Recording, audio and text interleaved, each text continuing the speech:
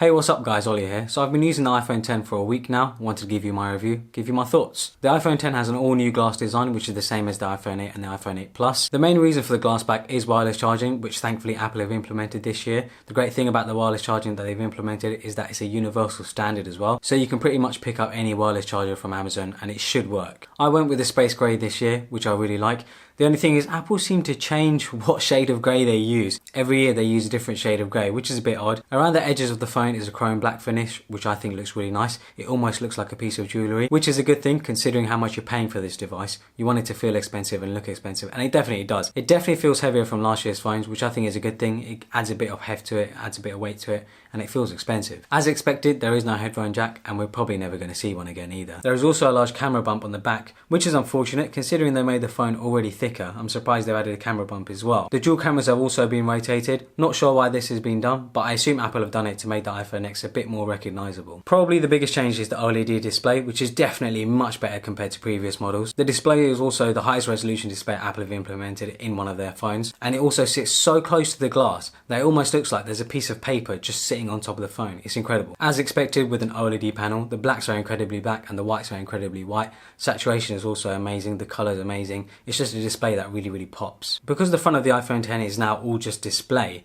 the home button has now gone. There are no buttons on the front of the phone. The home button has now been replaced with the swipe up gesture. You use the swipe up gesture to go to the home screen from anywhere in the phone. You also use it to unlock the phone. Previously, the home button was also used to switch between apps and activate Siri. This has all been changed now. You have to sort of relearn how to use the phone. To switch between apps quickly, you can now swipe along the bottom of the phone, or you can swipe up and hold it there for a second and you'll be given the app switcher. To activate Siri is now a long press on the sleep wake button. To turn off the phone, you hold the volume up button and the sleep mode button at the same time, and you'll be given the option to turn off the phone. Now you're probably also wondering, how do you get to the control center? Well, to get to the control center, now you swipe from the top right of the phone instead of from the bottom. And to get to the notification center, you swipe down from the top of the screen in the middle. Now with all these new gestures, it does take a bit of time to learn how to use the phone again. It did take me a few days. Now that I've been using the phone for a week, I found that the gestures make it actually faster to get around the phone, which is awesome. Now the big elephant in the room is the notch at the top of the display, which is just keeping the iPhone from being an all edge-to-edge display. This notch actually holds an array of sensors such as the Face ID sensor, the ambient sensor, the earpiece, just all sorts of sensors for the device. I feel as though the notch has also been placed there on purpose by Apple to give the iPhone 10 a bit more of a distinctive design. Touch ID has also been replaced by Face ID now. I was very skeptical of Face ID before I even started using the iPhone 10, and in the first few days of use I actually didn't like it. I actually found it slow. I found that it didn't recognise my face very often. I just found it overall cumbersome. I found that quite often I had to enter my passcode, which was quite a pain. But then what I learned was that apparently when Face ID gets your face wrong and it asks for your passcode, you should actually enter your passcode because it learns your face at that angle. And I found that actually over the past few days, as I've entered my passcode more and more often, I found that Face ID is actually getting faster and is learning my face at different angles.